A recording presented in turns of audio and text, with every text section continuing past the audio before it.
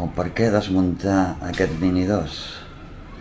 Com podem veure, aquest és l'estabilitzador, el qual, veieu aquí, va haver-hi la rotura, el qual també ha afectat a la càmera,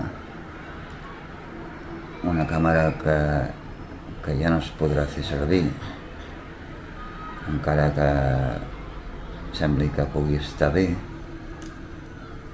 Veieu, aquí, això està trencat. I aquesta és la raó per la qual no s'ha arreglat aquest Digimini SE. Per què?